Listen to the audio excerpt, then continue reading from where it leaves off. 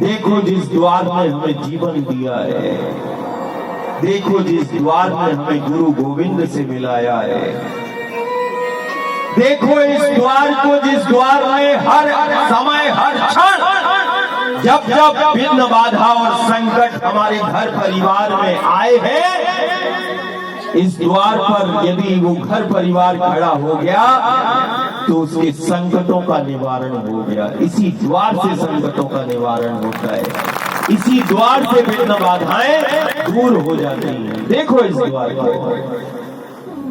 और इस द्वार पर बैठकर और देखकर देखो, ये प्रत्यक्ष जल स्वरूप में वो आद्य शक्ति राज राजेश्वरी रत्न गर्भा, जिसके गर्भ में असंख्य रत्न, वेद गर्भा, जिसके गर्भ में वेद है, रेवा नर्मदा आनंद मूर्ति सत्य मूर्ति, जिसके दर्शन की महिमा है। कोई भी ब्रह्मांड में ऐसी शक्ति नहीं जिसके दर्शन मात्र से वो कल्याण होता हो। देखो हमें ऐसे द्वार पर हमारे गांव नगर है जिसके दर्शन की महिमा है, जिसके दर्शन से जीव का कल्याण हो जाता है, जिसका दर्शन मात्र यदि कोई कर ले तो निर्भय हो जाता है, जिसके दर्शन से आनंद मिलता है, जिसके दर्शन से कल्याण, वो मां नर्मदा है। और वो जल स्वरूप में जो हम देख रहे हैं मां को अमृत है। कहते सागर का मंथन हुआ और जहां जहां दो चार बूंद इस धरा पर गिरी तो वहां पर कुंभ लगता है। अमृत की कुछ बूंदें जहां स्पर्श की, हमारा बड़ा सौभाग्य है। यहाँ तो अमृत की धारा ही अविरल जो है वो बह रही है, दो चार बूंद नहीं, अविरल अमृत की धारा है।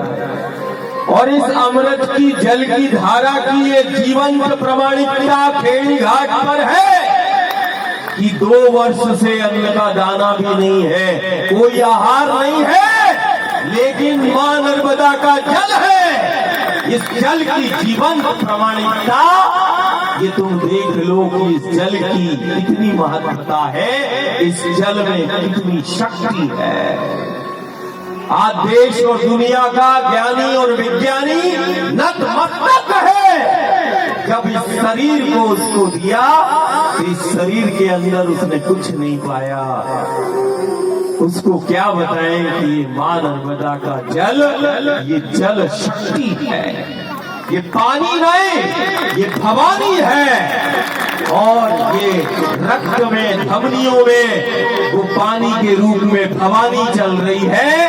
ये तुम्हारा दादा नहीं चल रहा, ये भवानी चल रही है इन नसों में, इस शरीर में। ये पानी नहीं, ये भवानी है, ये भवानी का रूप है, जल के रूप में। और हमने देश और दुनिया के उन ज्ञानी और विज्ञानियों को भी खूब बुलाया और आज भी बुलाते हैं कि देखो दिन में भी चले और रात में भी बैठे, खुले में चले, हम यही बताने के लिए चले कि देखो इस नर्मदा का जल, ये जल नहीं, ये शक्ति है, ये प्रत्यक्ष शक्ति है, ये जीवंतता है जो इस द्वार पर बैठी है। और आज